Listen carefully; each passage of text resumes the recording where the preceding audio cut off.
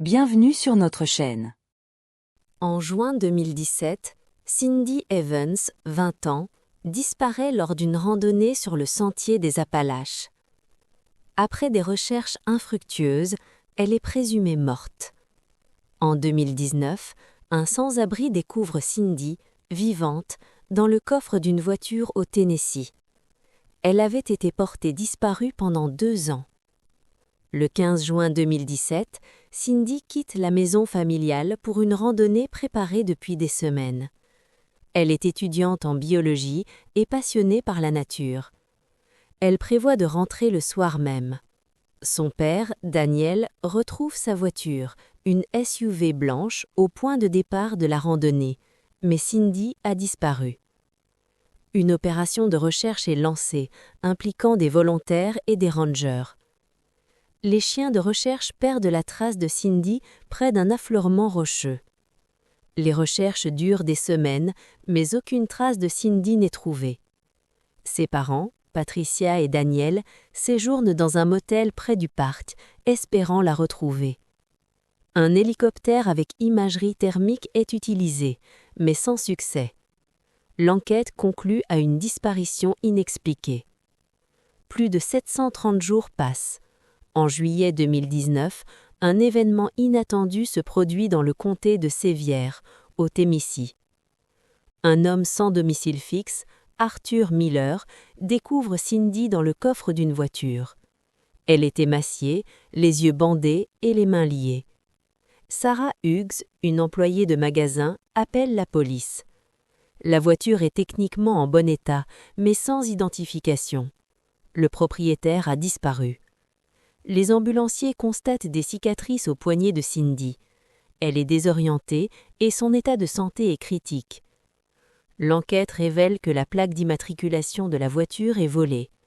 Cindy est transportée à l'hôpital. Elle ne reconnaît pas son nom et semble chercher quelque chose dans l'obscurité. Elle pèse seulement 95 livres. La police lance une recherche urgente de la voiture. L'incident de Sévilleville choque la communauté. Cindy Evans a été retrouvée vivante après 2 ans de disparition. Les questions sur son lieu de détention et l'identité de son ravisseur restent sans réponse. Cindy est placée dans une chambre isolée à l'hôpital. Son état est décrit comme un choc psychophysique sévère. Elle réagit douloureusement à la lumière. L'équipe d'enquête est stupéfaite. Les empreintes digitales confirment l'identité de Cindy. Cindy témoigne 12 heures après sa libération. Elle raconte avoir passé plus de 700 jours dans un espace confiné, un sous-sol. Elle n'a pas vu les 16 ans changer et ne connaissait pas le mois ni l'année. Elle était visitée par une ombre, son ravisseur, qu'elle n'a jamais vu en face. Il portait un masque ou une cagoule. Il parlait à voix basse ou utilisait un changeur de voix. Il connaissait tous les détails de sa vie. Le ravisseur agissait comme s'il l'étudiait depuis des années. La voiture grise dans laquelle Cindy a été retrouvée devient une pièce maîtresse de l'enquête. Des experts en criminalistique trouvent des preuves de précipitation. Le propriétaire du magasin Star Yai Pori fournit des images de surveillance. On y voit une voiture grise se garer.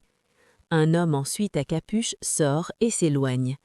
La police lance une recherche à grande échelle. L'enquêteur, le détective Lambert, note que le ravisseur a commis une erreur. Pour les parents de Cindy, c'est à la fois une bénédiction et un défi. Cindy sursaute à chaque bruit. Elle a peur de son ravisseur.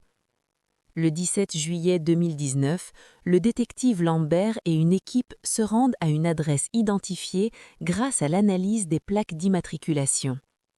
Il s'agit d'une résidence privée à Gatlinburg. La maison, au 142 Forest Road, est isolée. Les voisins pensent que la maison est inoccupée. Les forces spéciales forcent la porte d'entrée. Le sous-sol est transformé en capsule isolée et hermétique. Les murs sont recouverts de panneaux inosorisants. Au centre de la pièce, un lit métallique. Dans un coin, une toilette chimique et une table avec un livre de biologie. Sur le mur nord, un hôtel d'obsession. Des centaines de photos de Cindy sont accrochées. Elle la montre à l'université, en train de faire du jogging, etc. La plupart des photos ont été prises avec des caméras cachées. Le ravisseur la suivait depuis longtemps. Dans ses journaux, le propriétaire annonce que son petit-enfant était heureux de revenir au Tennessee.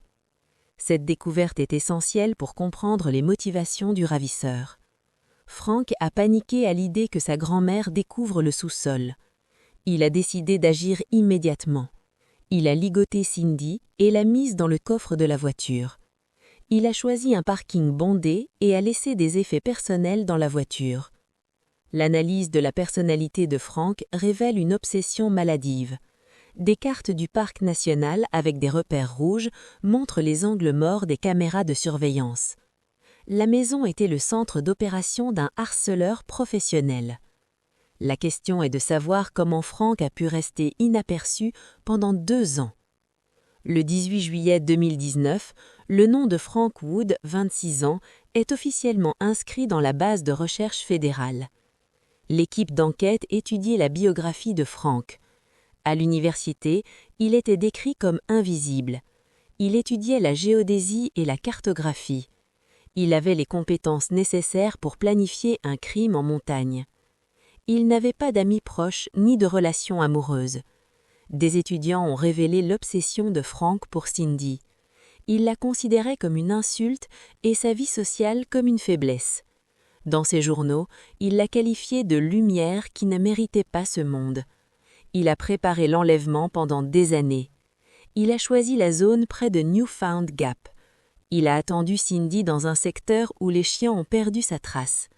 Il l'a neutralisée avec un pistolet à paralyser. Il avait un calendrier avec un cercle rouge sur chaque samedi que Cindy faisait de la randonnée. Le 15 juin, il avait écrit « Journée des retrouvailles ». Frank Wood était un harceleur professionnel. Il était une ombre qui existait en dehors de l'attention des autres. L'enquête a révélé qu'il avait transformé la préparation de l'enlèvement en un travail scientifique. Frank a continué à vivre comme un étudiant ordinaire.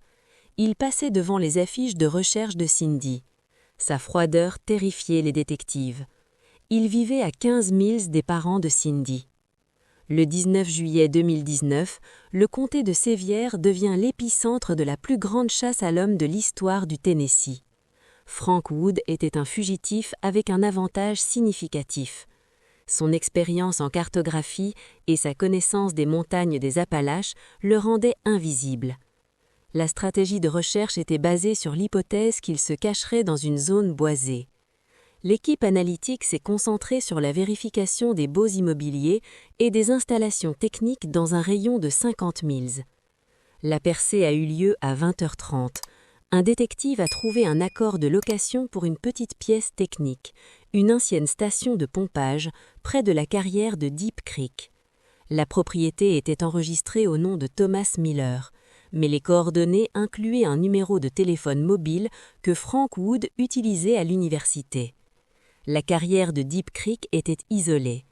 Le service forestier a fourni des images de caméras de surveillance cachées.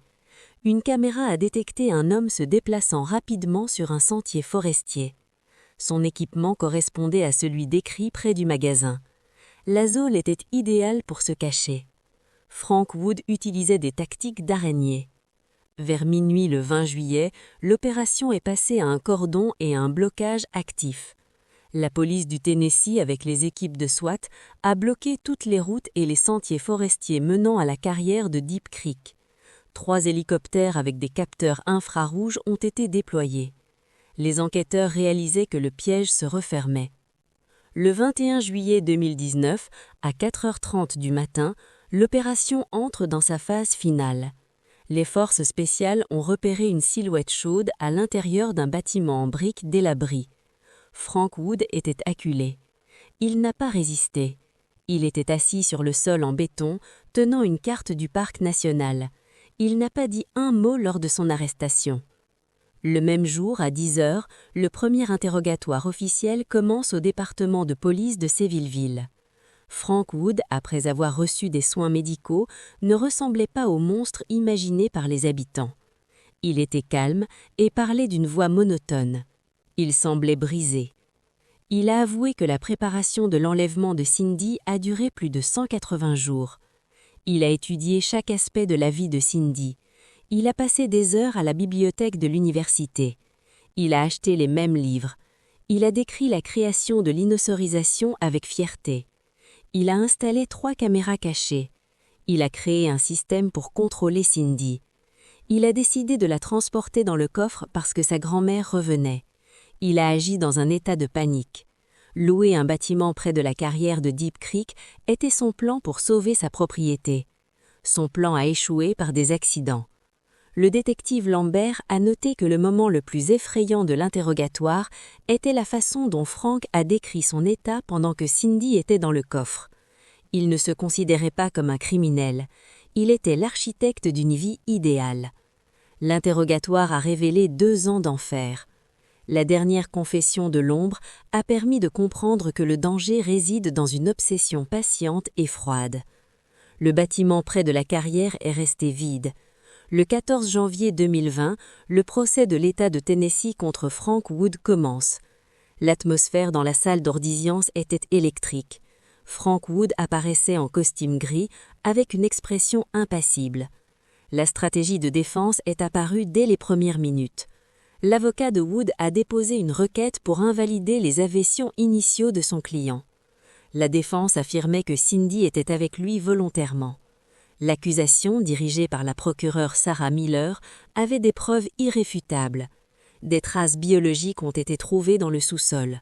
Des fragments de cheveux de Cindy ont été trouvés. Les dommages mécaniques sur les poteaux de bed confirmaient qu'elle était enchaînée. Les journaux de Frank et l'analyse des médias digitaux révèlent plus de 5000 photos de Cindy prises sur une période de 3 ans. L'expertise technique confirme que 98% des photos ont été prises à l'aide de téléobjectifs. Dans les notes de Frank datées de mai 2017, on trouve la phrase « Elle ne sait pas encore que sa vie se terminera en juin. J'ai déjà choisi la couleur des murs pour elle. » Le 22 janvier, un psychologue a fourni un rapport sur l'état de Cindy. Elle souffrait d'un trouble de stress post-traumatique sévère. Elle a perdu 30% de sa masse musculaire. Le juge Marcus Anderson a noté que le comportement de l'accusé montrait un degré extrême de sociopathie et de cynisme. Le 3 février 2020, le verdict final est annoncé. Frank Wood est reconnu coupable de toutes les charges. Il est condamné à 30 ans de prison sans possibilité de libération conditionnelle pendant les 25 premières années. Cindy Evans, présente au procès, a écouté le verdict en silence. Elle a repris son souffle pour la première fois en 3 ans. Elle n'était plus une propriété. Le verdict était un retour symbolique à sa propre vie. Frank a essayé de la regarder une dernière fois, mais Cindy regardait droit devant elle. L'affaire 4872-3 était officiellement close. Merci d'avoir regardé. Nous vous proposons une autre vidéo en cliquant sur le lien ci-contre. N'oubliez pas de cliquer sur le bouton j'aime, de vous abonner si vous voulez en regarder davantage, et de mettre en commentaire ce que vous avez pensé de cette histoire fascinante.